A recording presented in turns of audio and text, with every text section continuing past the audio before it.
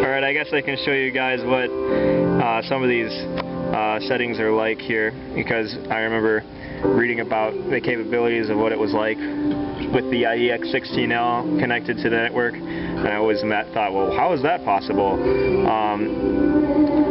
When you click in settings with the new firmware update, there's going to be some new stuff in here, and one of them is that this name was changed, so it says local inputs and outputs, probably for clarification.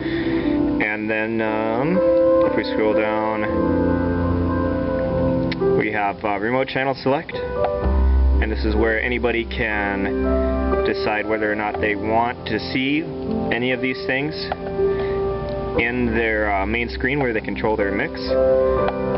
We just go ahead and have all of them on, because what you can also do is in remote devices, I went ahead and made the IEX-16L nameless, and so all that leaves is just this number along with the firmware version right there.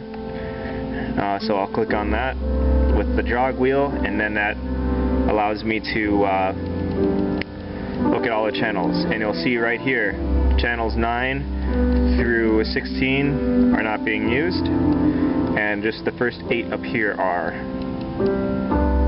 And so something else that's really nice is that the people on the stage do get to change the gain. So the gain for the bass has been turned up by 6 because the bass player just needs a little bit more volume in his headphones than what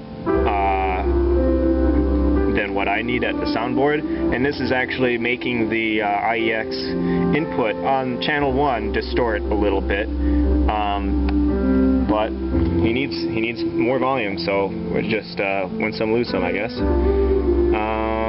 Maybe if we had headphones besides these, this is the HD280 Pro. This is 64 ohms, and that is actually too high of a resistance.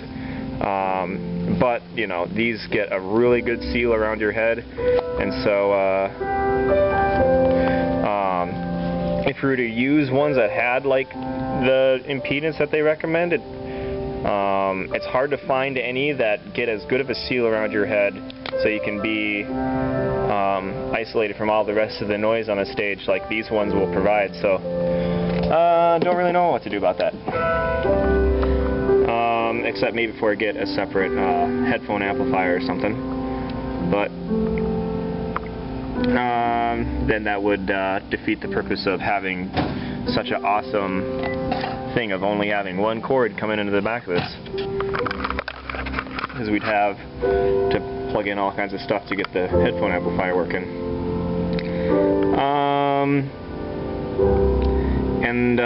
But in-ears will create a better seal than those headphones. And they'll probably have a much closer to the correct impedance. So if you're going to get a system like MyMix, in-ears are the way to go.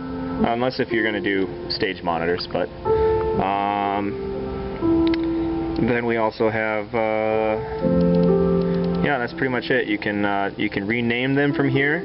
So if I were to click rename on one of these, that would rename it for everybody on the network, because I am changing the settings on the IEX from the stage. And so that's what the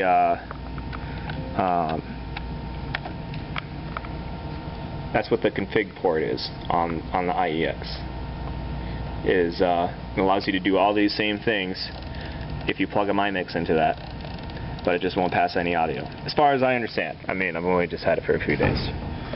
So, and all these other ones that are that have input numbers, they all say disabled.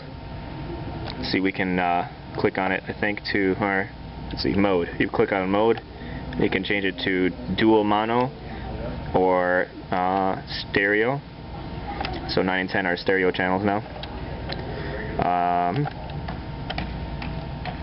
But if they're disabled, then they're just not even on the network. So people won't have to go into here and say, oh yeah, we don't need this channel and this channel, because it's just not even going to be there.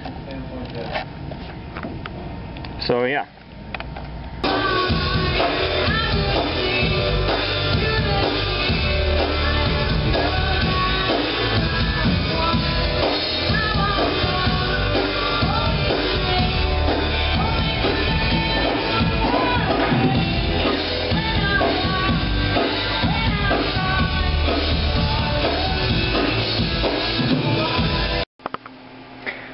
I'm here now at another church, and I actually just helped a friend hook up the MyMix system for his mobile church rig, I guess you would call it.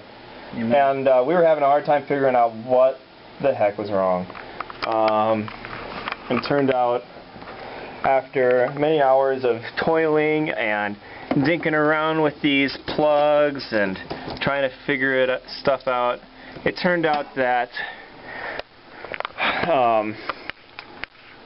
these cords that we're using to take audio from the insert jacks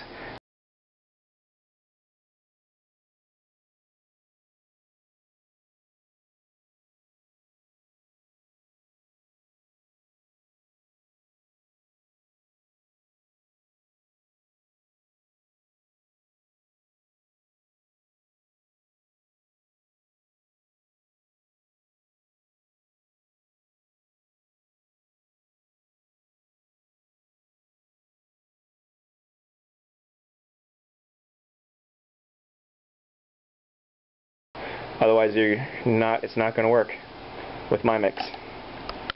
Peace.